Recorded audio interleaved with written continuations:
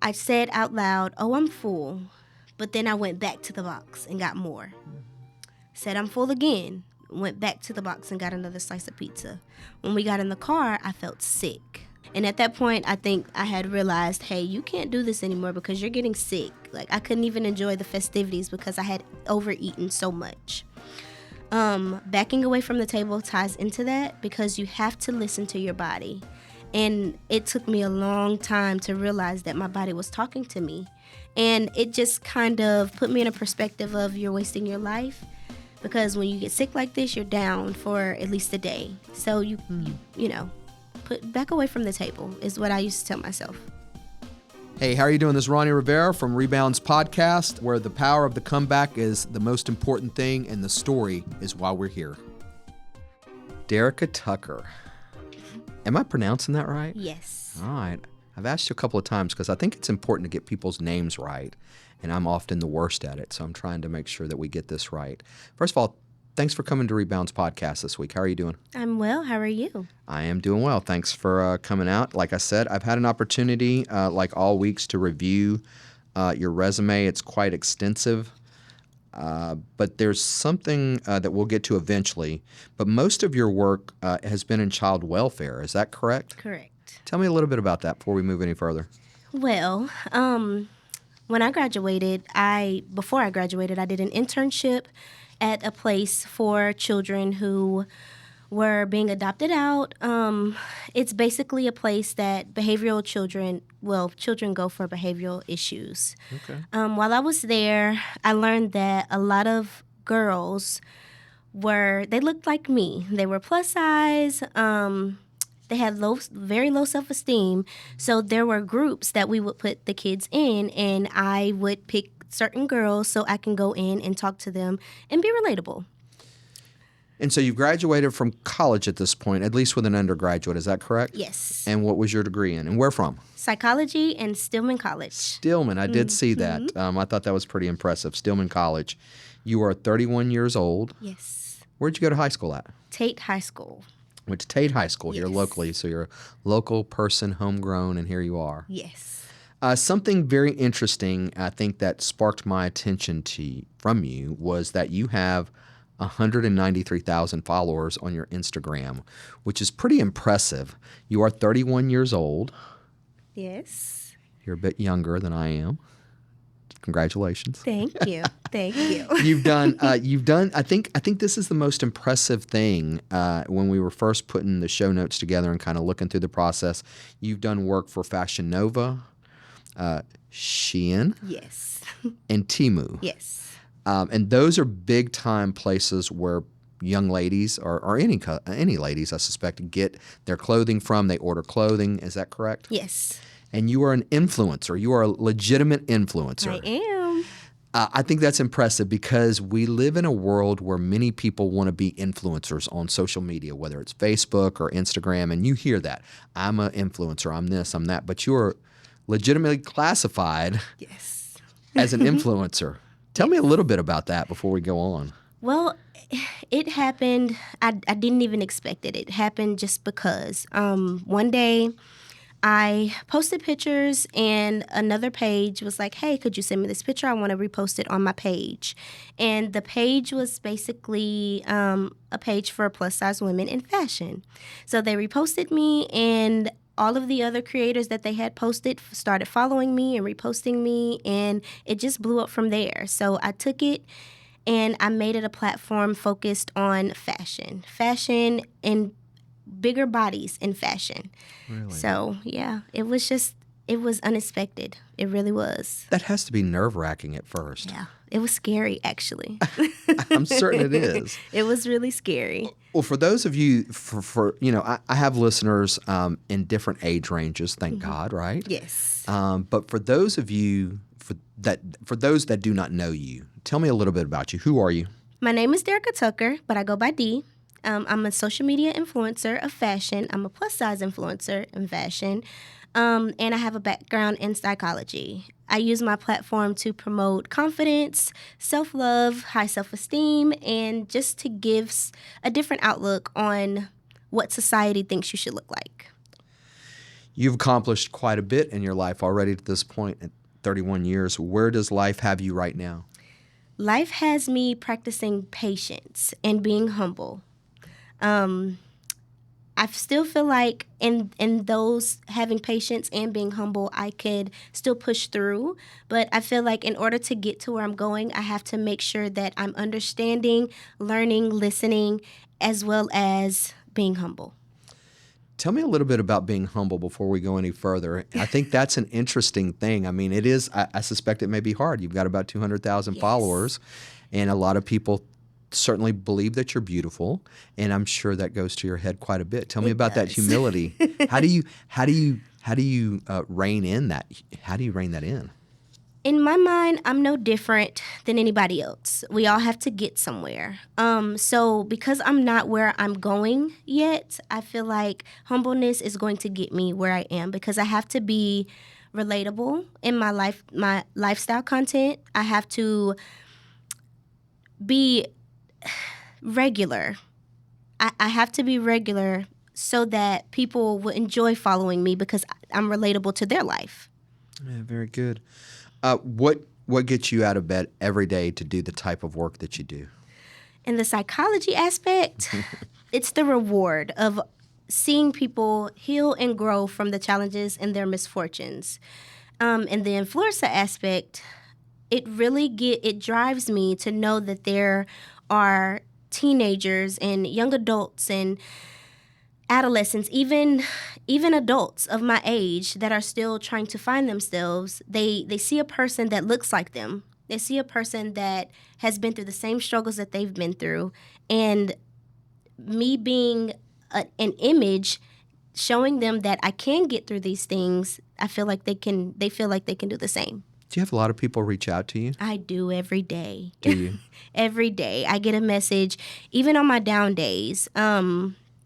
I had a lady last week, and she basically wrote me and said that I was the biggest inspiration. She started wearing her arms out because she saw that I was doing it. She's wearing shorts now because she see that I do it. She's ready for summer because she actually feels like she can dress the skin that she's in. So It must be a heavy burden to carry, though, as well. Yeah. I mean, those types of people reaching out and saying, hey, we see that you've done well and we can do it well also. I bet you that's a heavy burden to carry. it is, but the load is always lightened when you see that you're making a difference, honestly. When people first meet you, what is something that they may not realize about you? I haven't always been this confident. Really? At all. I actually went through a stage in my life to where I hated myself. From high school, well, I'll take it back, from elementary school to middle school, high school, I believe that those were actually the worst years of my life because, and I'm sure we'll talk about this a little bit more later, but I was stagnant.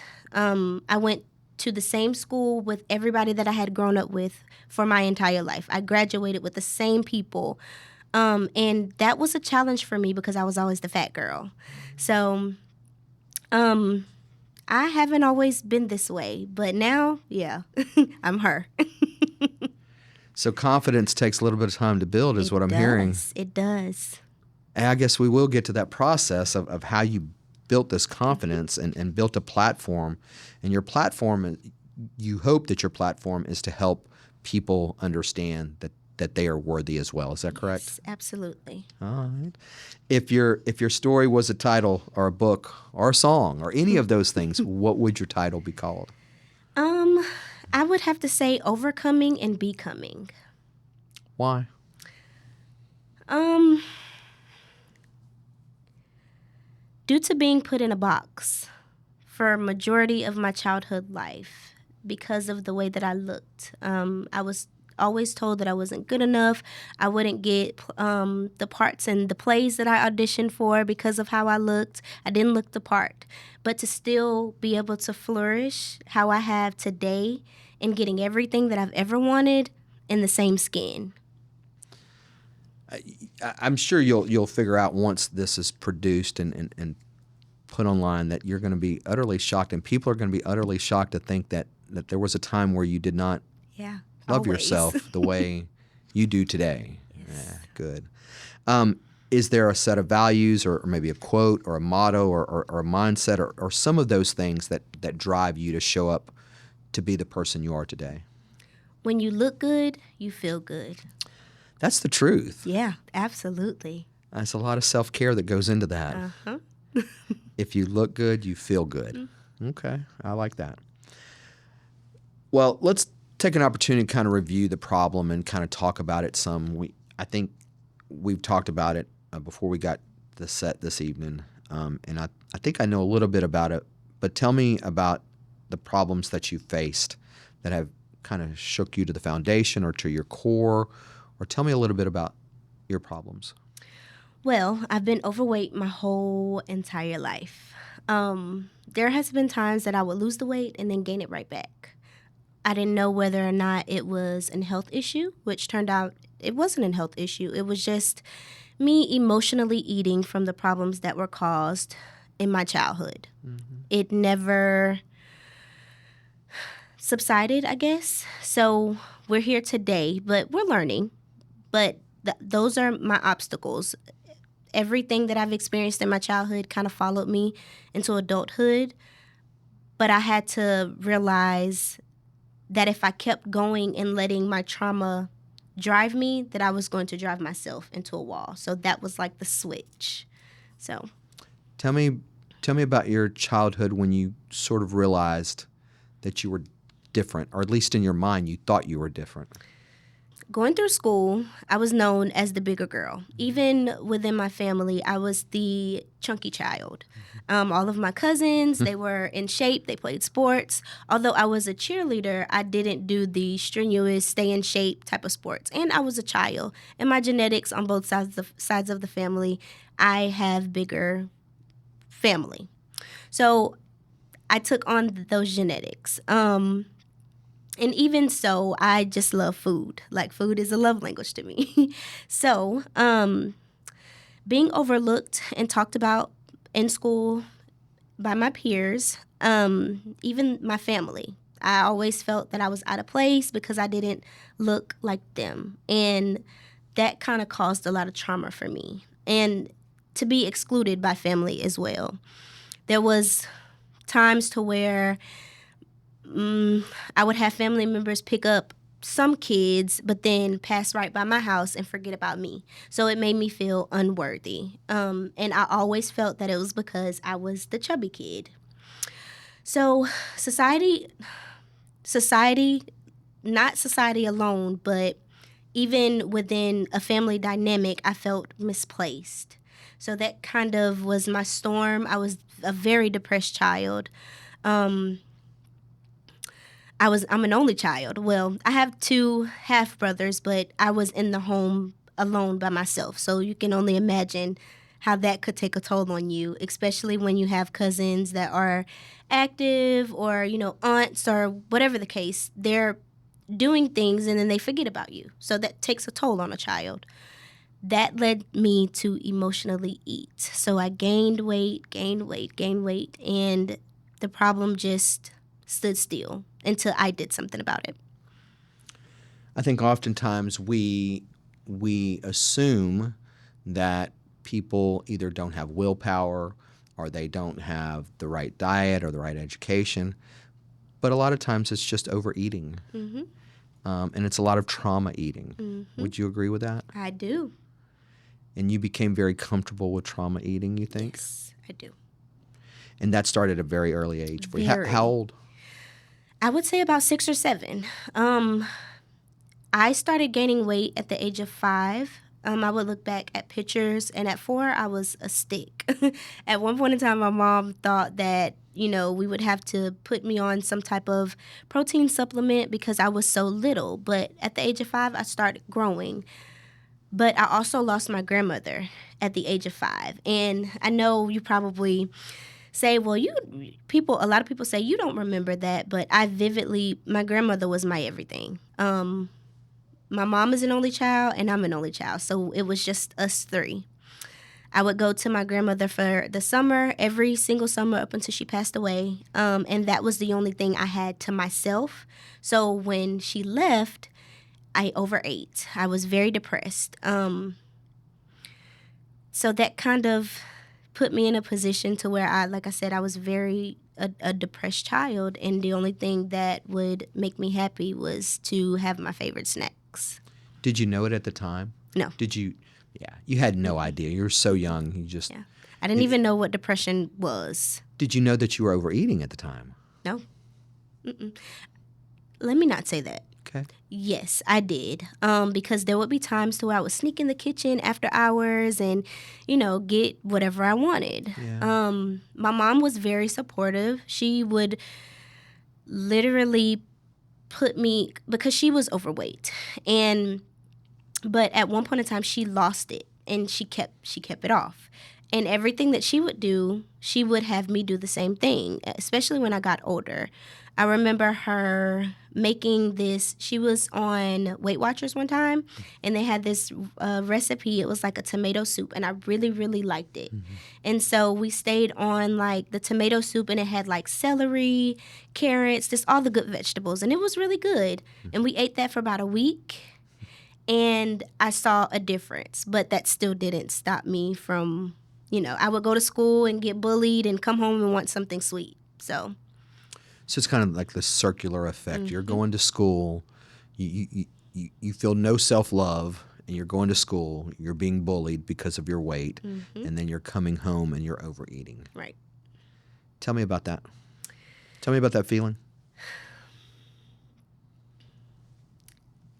It felt lonely.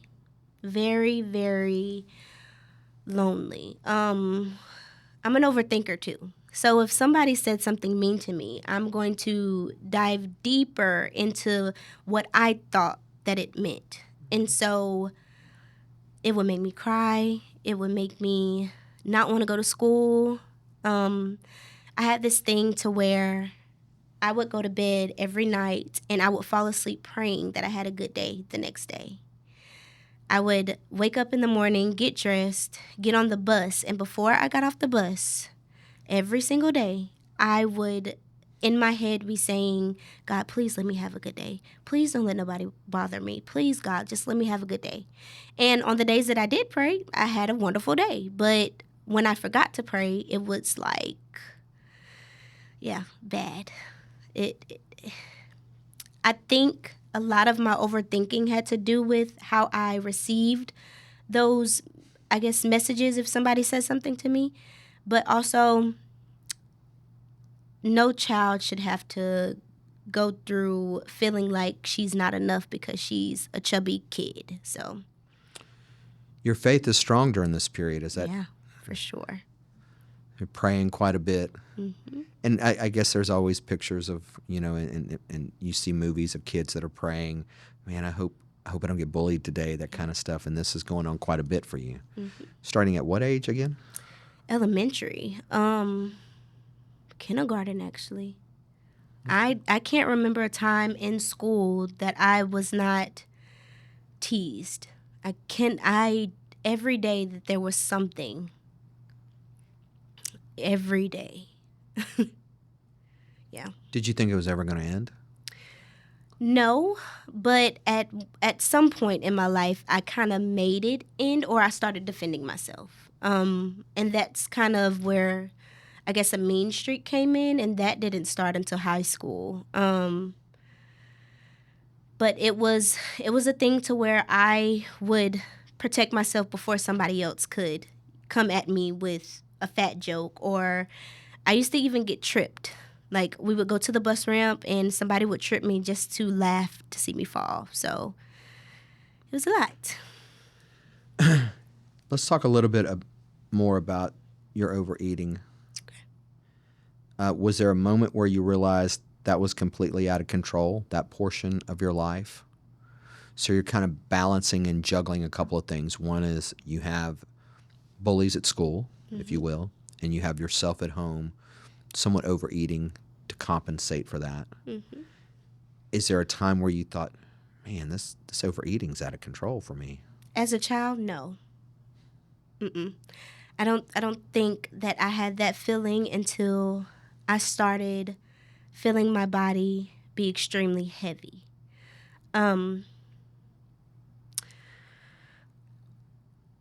I always felt as if I was bigger, but I enjoyed eating. Like I didn't back then. I didn't feel like I was overeating. I just felt like I was doing something that I loved, and I didn't want to stop. So Was there something inside of you as you got a little bit older, once you started saying you felt yourself heavy? About how old were you then? Middle school, high school? right before my 16th birthday, I had a sweet 16 birthday party, and what I wanted to, my mom was planning this huge party, and I wanted to fit in this particular dress, which I did. But I think I told myself, I didn't even have my mom's help at this time. I told myself when I walk into my 16th birthday party, I was going to be 2 dress sizes down. And it was something else. 2 dress sizes down, and I was going to be able to walk in heels without my feet hurting by the end of the night.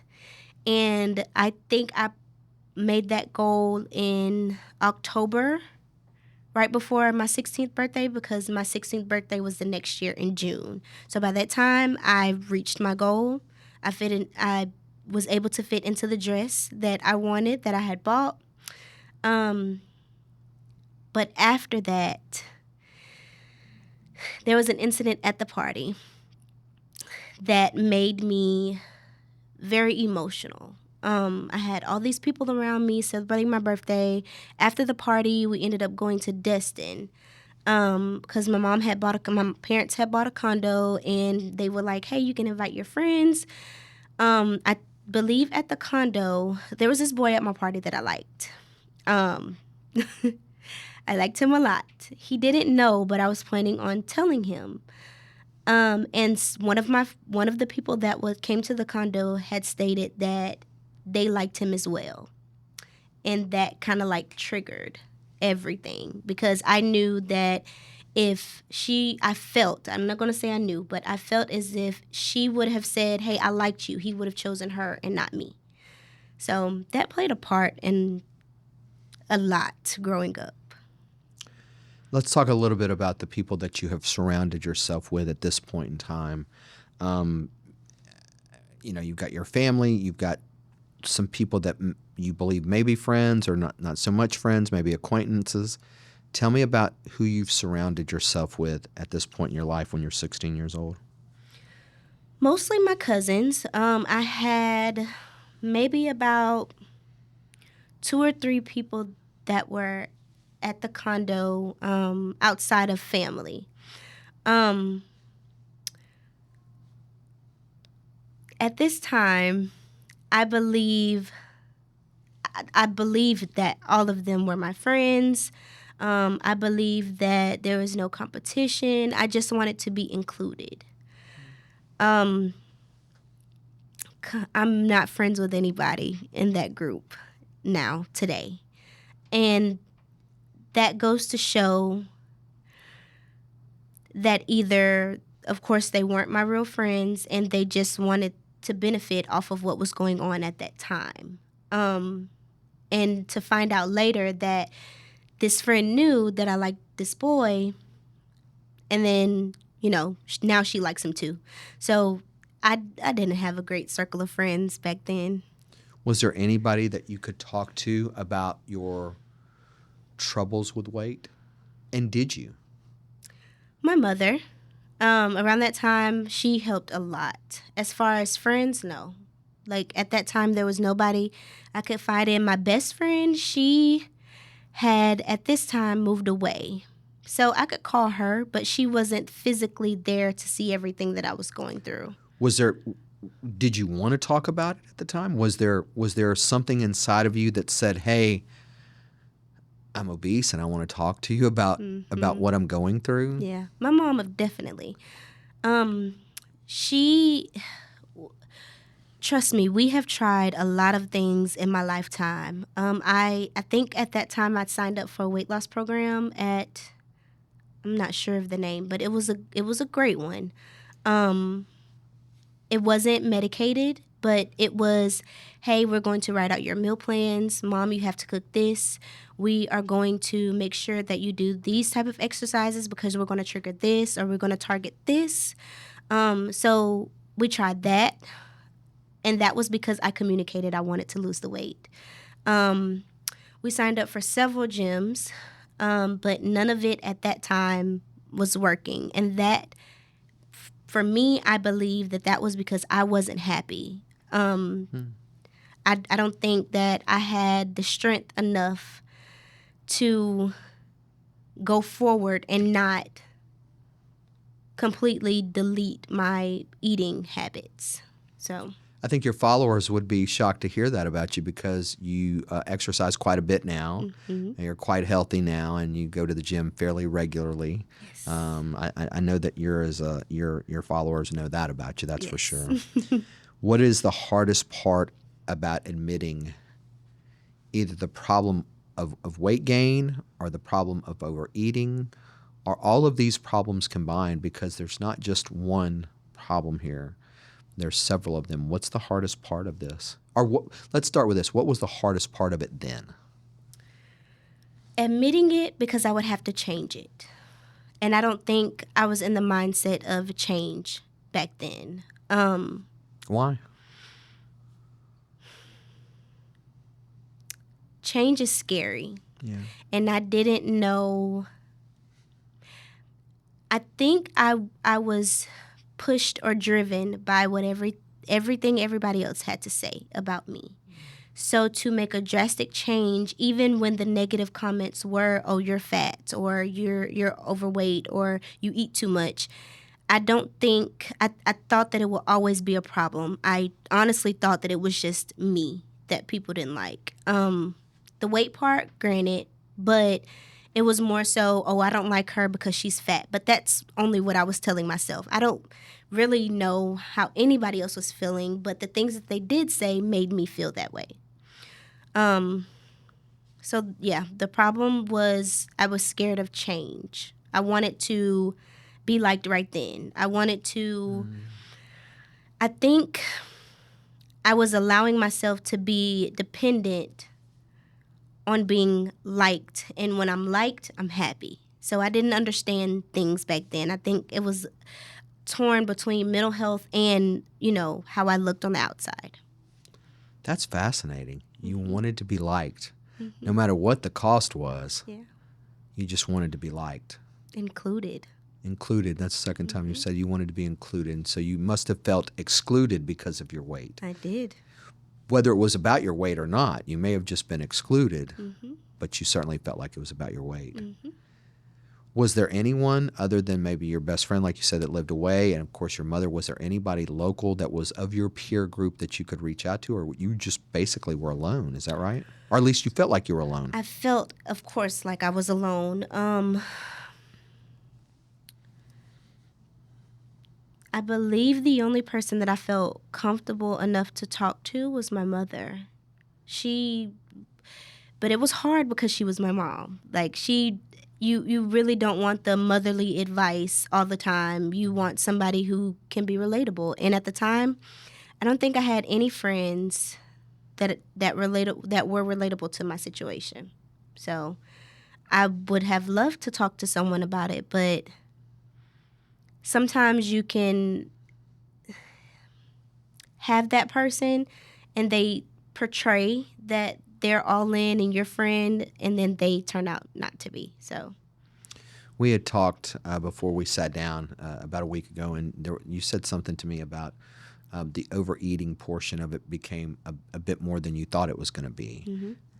Tell me a little bit more about that before we move on, because I think for me, hearing your story and understanding it, is that binge eating or however you classify the eating portion of it is much more akin to the mental health portion of this than we realize. Is that true? Do you think that's true? Tell me a little bit about that. Absolutely. There are voids. We all have them. And the voids that are there, you want them filled. Whether it's losing a parent, you want to find somebody else that can fill the void and make you feel a parent's love. For me, it was the food. Because I was an only child, because I didn't have my cousins or whomever around to play with or have those conversations with, or even building a close relationship with someone outside of my parents, I wanted to fill the void, and food was that for me. I can admit that. That was it was. Food made me happy. I like to try new things. Um, when my mom would buy me a treat, she would always say, all right, you can only have one of these maybe twice a week. The box of whatever it was would be gone because I saw myself sneaking in the kitchen while they were asleep or away, and I would eat, let's just take Little Debbie's. They were my best friend. But I would eat maybe the zebra cakes. They were my favorite back then. And, like 6 zebra cakes came into the box. I would eat 3 of those and then the other 3 the next night. So. What did your mom say? Oh, she would be upset. She would be upset because pre-diabetes and diabetes run heavily in the family.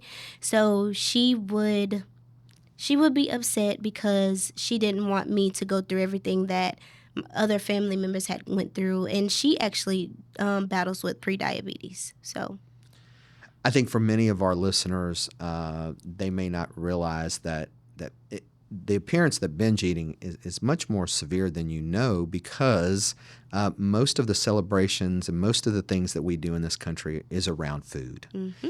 And so extra Little Debbie is not so terrible. Maybe even 2 extras not so terrible, but because that's what we do. We consume.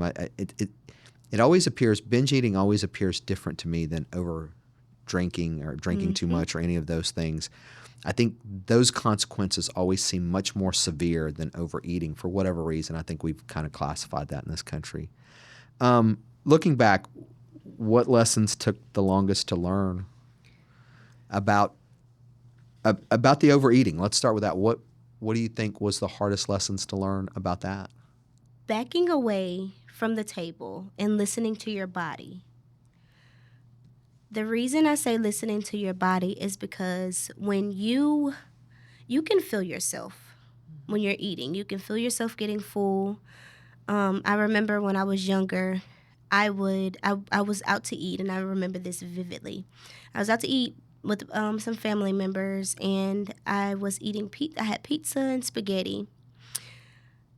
I said out loud, "Oh, I'm full," but then I went back to the box and got more. Said I'm full again, went back to the box and got another slice of pizza. When we got in the car, I felt sick. Even though I kept saying my stomach was like bulging, I felt it on the inside. I could not stuff anymore. When I got to the car, I felt sick. And it was bad. I think I had to lay down in the backseat of the car because if I didn't, I was going to puke everywhere. So I had fed myself so much, and at that point, I think I had realized, hey, you can't do this anymore because you're getting sick. Like, I couldn't even enjoy the festivities because I had overeaten so much. Backing away from the table ties into that because you have to listen to your body. And it took me a long time to realize that my body was talking to me. And I think around 17 or 18, in the midst of me trying to lose weight, I had a relapse. Mm-hmm. I was eating junk food. I'm a sweet girl. I love sweets. Who doesn't? So I think around this time, my aunt had made something that's called a sakatumi cake, and I ate half of the cake. Man. Oh, it's delicious. It is good. I've had one. Yeah. I've had a couple of them, in fact. I bake them now, so I love baking. But, so after eating half of that cake, I felt the same thing that I felt at the pizza place. And it just kind of put me in a perspective of you're wasting your life, because when you get sick like this, you're down for at least a day. So you put back away from the table is what I used to tell myself. You said earlier in the very opening segment that you didn't have a lot of self-love for yourself. in those days. What took you the longest to learn about not having self-love?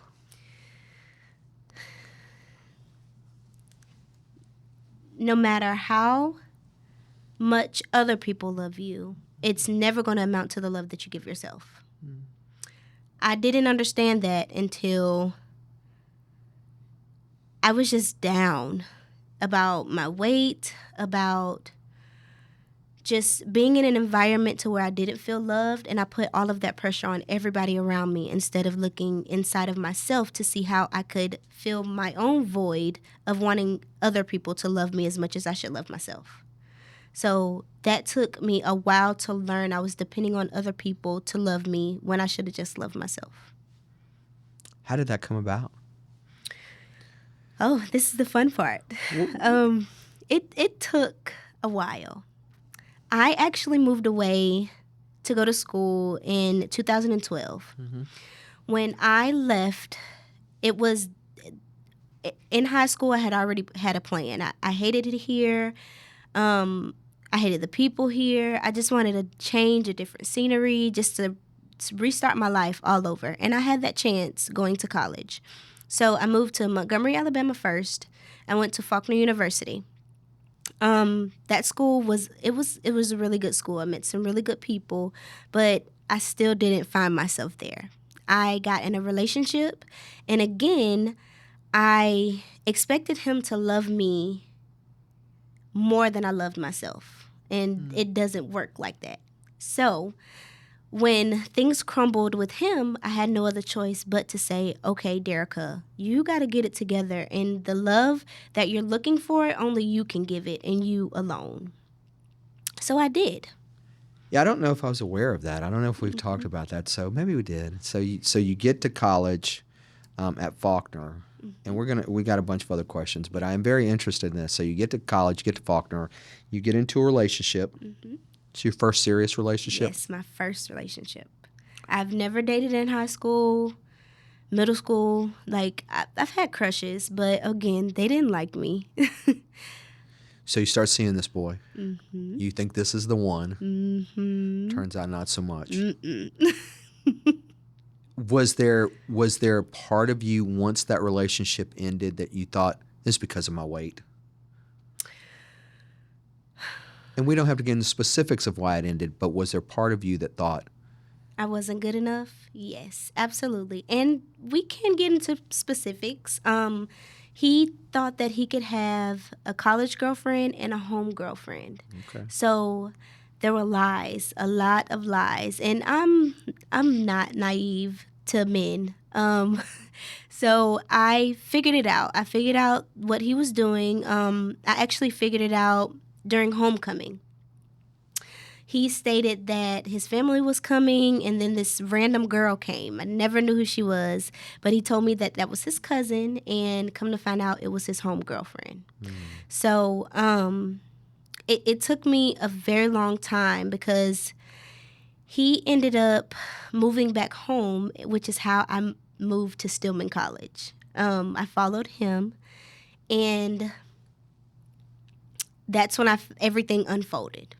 But it was the best decision of my life to go to Stillman College. So I kind of feel like God did what he was supposed to do. Always does. Yeah. He did exactly what was needed, because when I got to Stillman after that breakup, I was a whole new woman, a completely different woman. It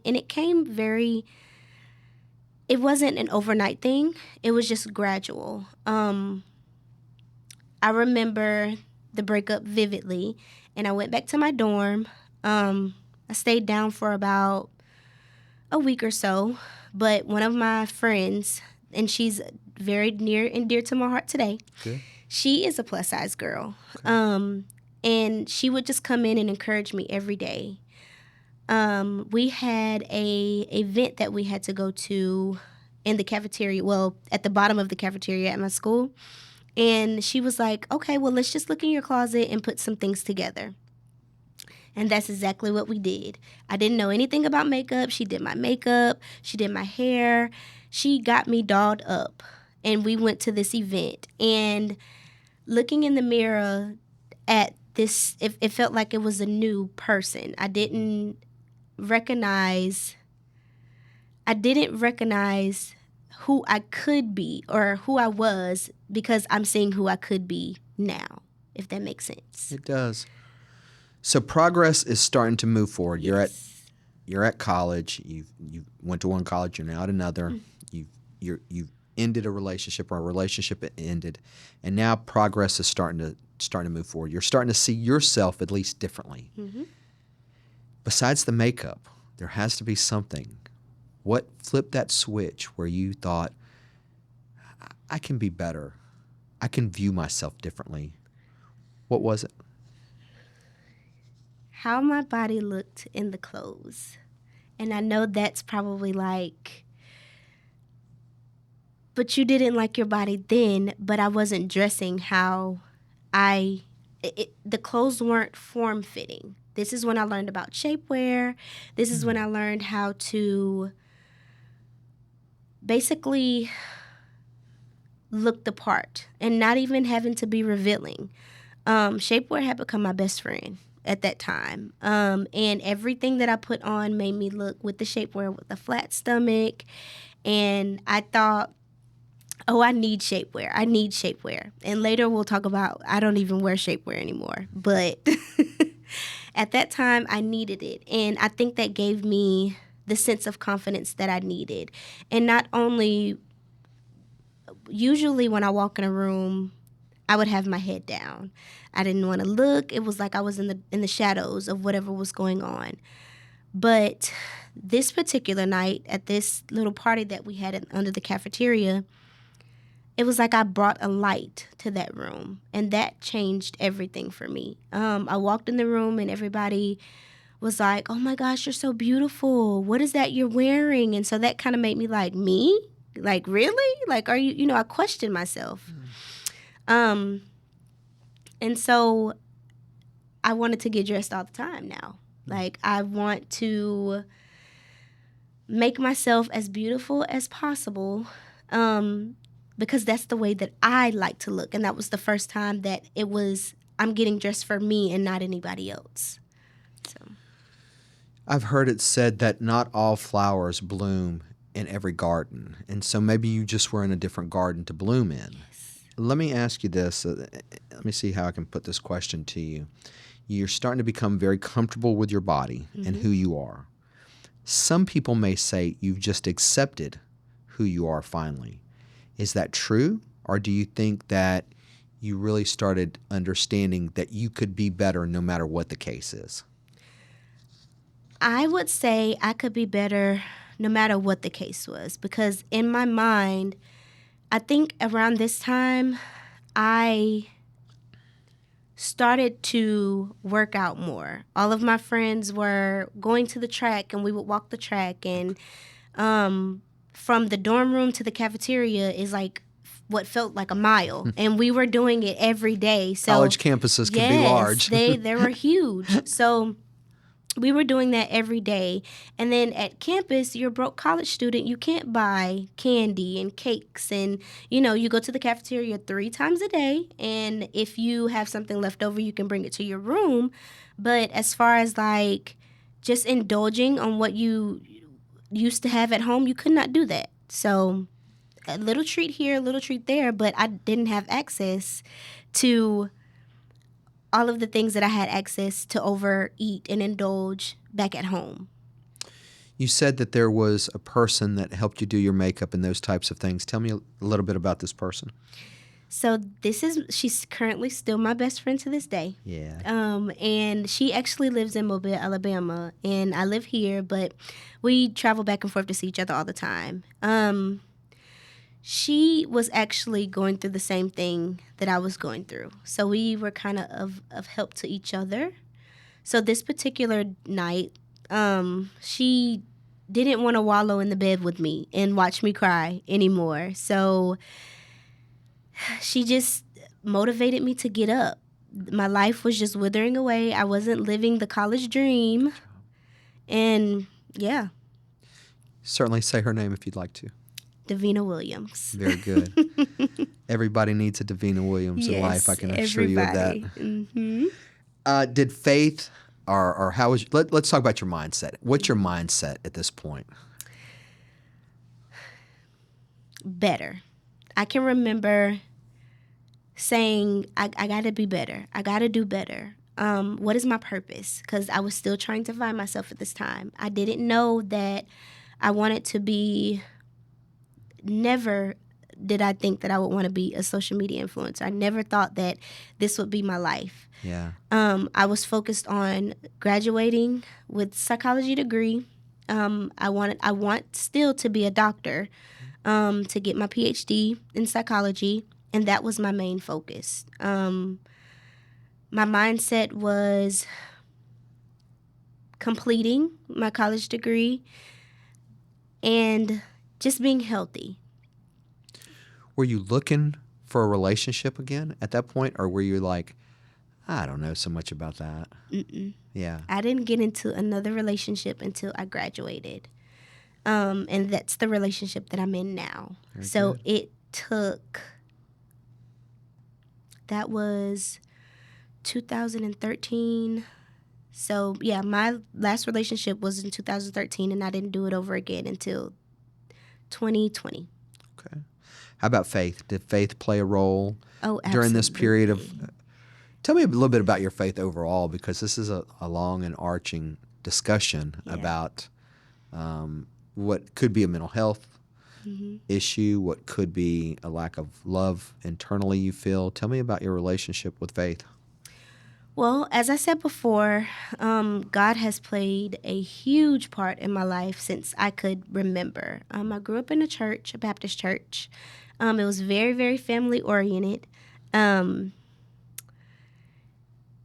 believe every person in the church is related to me. So it was very family oriented. Church every Sunday. It was the typical, church life. We had programs we would go to. I was very heavy in the choir. I was on the usher board.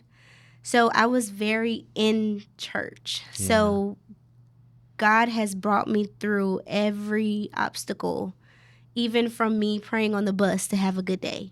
So I know for anybody out there, I'm letting you know that God is real. Good job.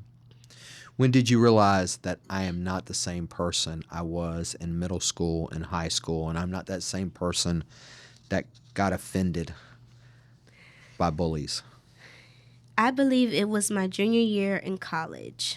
I was walking through the cafeteria, and this guy, he was a comedian at the school, but he was a bully. He was a very big bully. I wore heels this day because I think I had a program in choir. And every day at 12, you go to the cafeteria after class and, you wear what you have on. So since we had a program, I was wearing a black dress and heels. He recorded me on Snapchat and put to the campus. He recorded me on Snapchat and put it on his Snap, and it goes to the campus, whatever it's called, I guess the campus Snap story. And it basically said, I know those shoes are screaming. So somebody showed me, and at first I was like, okay, whatever. And that's how I knew that I was changing, because if it would have been me, if it would have been high school me, I would have, it would have been a thing to where I would have been in his face, like, why are you doing this? Like, you're defending myself. So bullying turned bully, I guess. But after, I didn't care, or I didn't feel for that anymore. I didn't feel that I had to defend myself, or I didn't feel like I had to go to the dean and say, hey, listen, this is what's going on. That's your opinion, and that's no business of mine, is what went through my head. So at that point, I didn't care, because I know that, for one, I carry myself as a woman. For two, I'm not dressing provocatively or revealing for anybody to have to say anything about me. I'm dressing how I'm supposed to dress, and I feel good in what I have on. So Nothing wrong with that. What did this kind of rebuilding look like behind the scenes emotionally for you? Oh, a lot of tears. a lot of disappointments, a lot of failed friendships, a lot of beating my own self up, a lot of overthinking. I can recall being in my dorm room after an incident. It snowed one year while I was in Tuscaloosa, and everybody in college has these either like containers that they bring. So we all took the tops off of our containers to go snowboarding, I guess. Sure. And I got on the board with one of my friends. He was a guy, and the board broke. And so there was a thing to where she broke the board, like she broke the top. Right. And I cried for days. Like, why would you say that in front of all these people? Like, why would you make fun of me? I cried for days.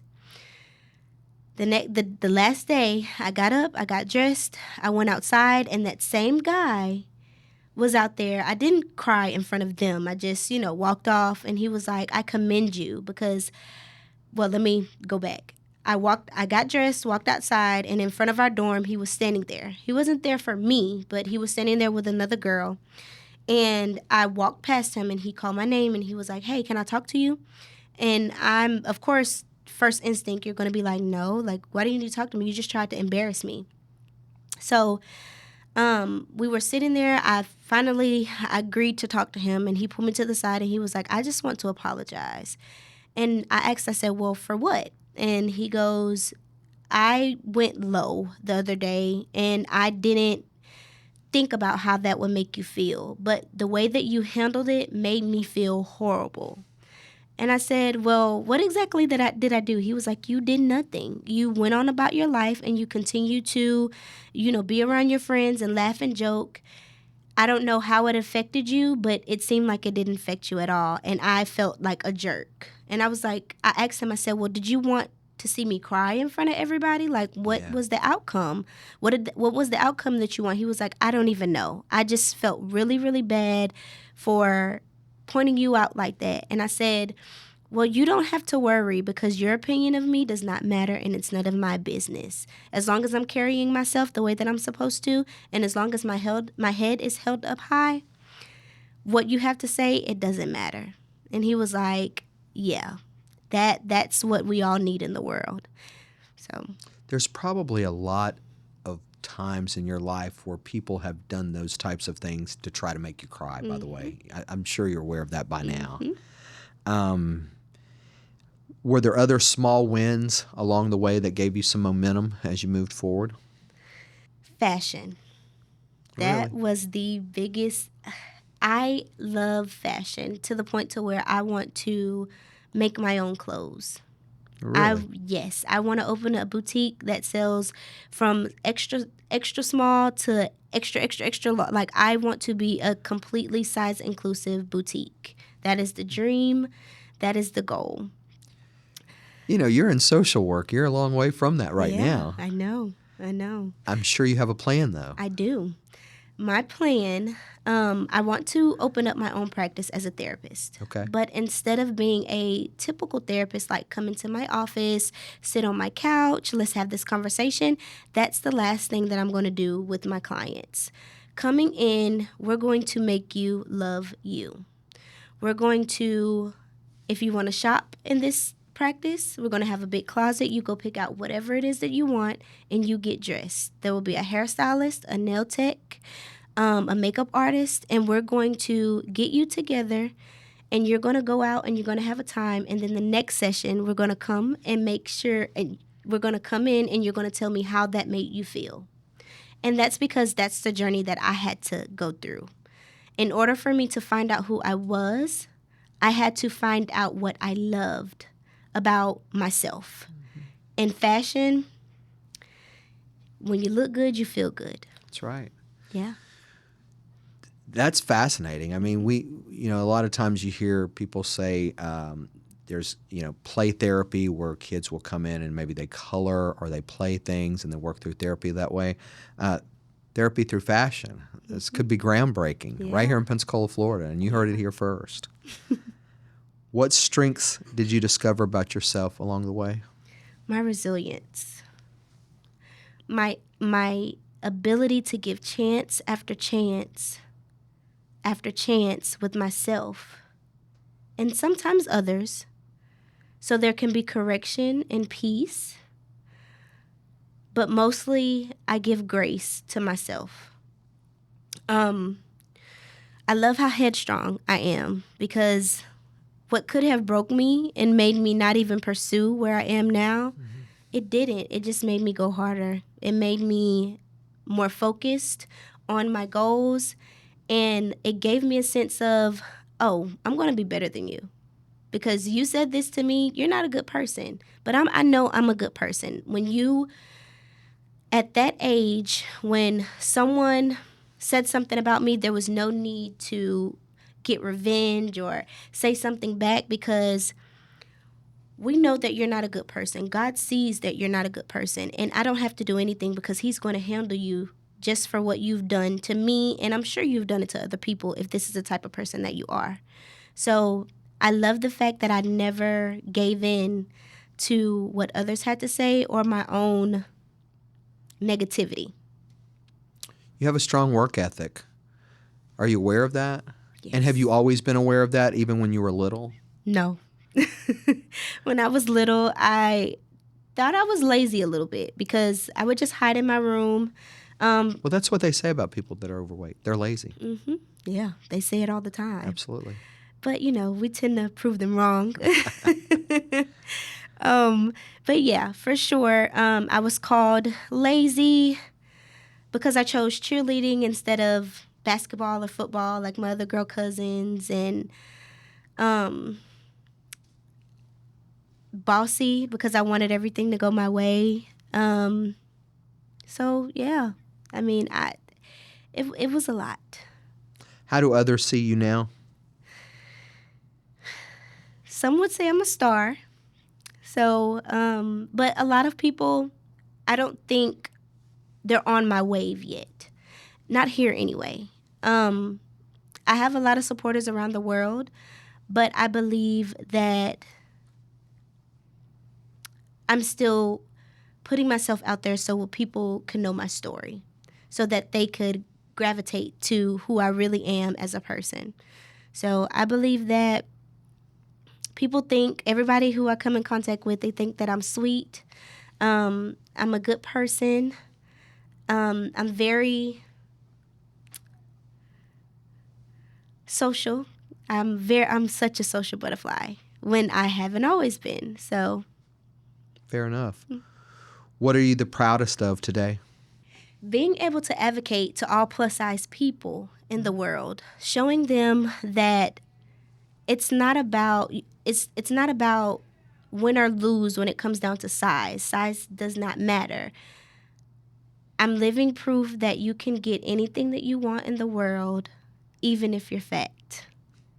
So, I love being a voice for people who don't know how to articulate their feelings, especially in mental health. That's why I work with a lot of children. I'm actually working with the elderly now, and it's the same way. It's like you're growing backwards. So you start off as a baby, a child, an adult, and then you get back into the you need help stage. Yeah. And a lot of the elderly that I have, they're in nursing homes, so they can't verbalize what their wants and their needs. So just having a voice and being able to advocate for people who look like me and people who need me. So What doors opened because of your weight that may not have opened if you were different? my social media was a big door. Like I said, you have brands that are not size inclusive. So for me to be able to get on the internet and style things that smaller women would wear, I think that was a big reason on why I have the percentage of women following me on every platform. I believe that if I weighed less, it would just be another fit girl, or someone who doesn't have a plumper body type trying on clothes, but to give a different outlook on how things would look on a person who has a big stomach, big thighs, big arms, That made me different in the eyes of Fashion Nova, SHEIN, Temu, and which is why I'm partnered with all of them. Are there a lot of plus size models? There's a few. You know, I wouldn't know if there's a lot of non-plus size models. I don't know what the ratio of people to models there are, but are there a lot? I have a lot of mutuals on Instagram. I've never met them a day in my life, but Who's the most famous one?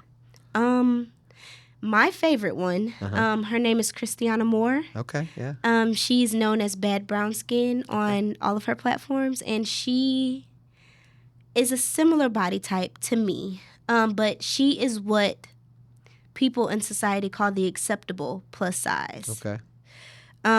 Because she's small at the top and then bigger at the bottom. Okay. So in this world, in the millennials, yeah, she's an acceptable body type for the plus size world. But I do have another girl that I follow. Her name is Isis. And she's plus size all over. Okay. There's a lot of everybody's shaped different. Absolutely. Everybody. So there must be a market for it because you have an influencer paycheck from these people, and you've done some work. I know you've done some work with the Kardashians, so you've done work with people. It's amazing. Yeah, yeah. If you could speak to your younger self, what would you say?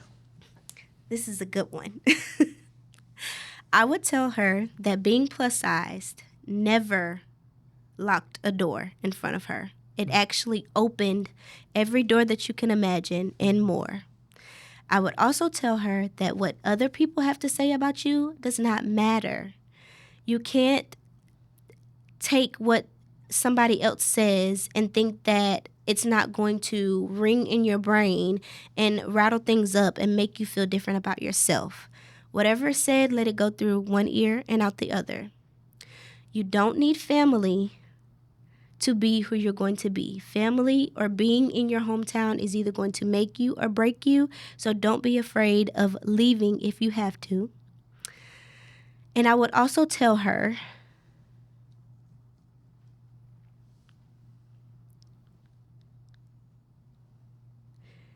if you want to change something about yourself, you have 100% full control over that. But be who you are and never change or sway your personality for someone else. How has your definition of success changed or evolved? Well, my graduation present to myself in 2016, I believe, was a tattoo. Okay. On my right shoulder, I have the word successful on it. Every time that I achieve something, the bar is set higher for the next time. It's never for me. For example, when I bought my house, I'm not going to say I didn't enjoy my house, but when I got in there, did everything that I wanted to do, I was like, what's next? I want something bigger. So I went and bought a car. After the car, I was like, okay, what's next?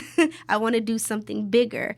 So I'm always trying to compete against myself and what I can do better the next time or how big I can go the next time. What keeps you grounded in your rituals daily? Or habits or rituals? I enjoy doing skincare every morning. Really? Yeah. I get up every morning and I get PR, so I get to try a lot of different products. Yeah. But right now I am on Kiehl's and La Roche-Posay. And if I don't wash my face with my, products every morning, I'm having a bad day. So I have to skincare, the gym, and just making sure I have an outfit, even if it's like athletic wear or a sweatsuit, to make sure that when I walk past every mirror in my house that I look good. It makes you feel good, I've heard. What's the best piece of advice you've ever received? I think I've said this numerous of times throughout this podcast, and it's really my favorite quote. What somebody else says about you is none of your business. Ever. How has failure shaped your purpose? Failure gives success substance. When you fail, you have a story to tell because you're going to be successful. Yeah. If you keep striving at it, you're going to eventually get it. So with the story behind how you get to where you're going, failure is needed for a great outcome. It gives you a better feeling if you failed at it so many times and you're finally succeeding. It's going to be the best feeling in the world. If someone was to teach about your life and they had to come up with a lesson plan, what would the first chapter of this lesson plan be called? Finding her, or in search of her. Okay. What do people often get wrong about bouncing back? You can't be afraid of change. You can't be afraid of starting over. You have to start over so many times in your life, and we really don't, I guess, measure starting over, but it's okay to start over. Change is inevitable, and when you have to switch up something to get to where you're going, you can't be scared of that. So, what would you say to someone listening right now that's going through their own struggles and rebound story? push through. Never get complacent. Keep going, because if you don't, how are you going to ever reach your goals? You have to know that standing still in the same spot and doing things over and over the same way with no change, you're never going to get anywhere. So keep pushing. Just a couple more things here as we wrap up. This is my signature question, and I absolutely love this question because I think this is the one that makes the show possible.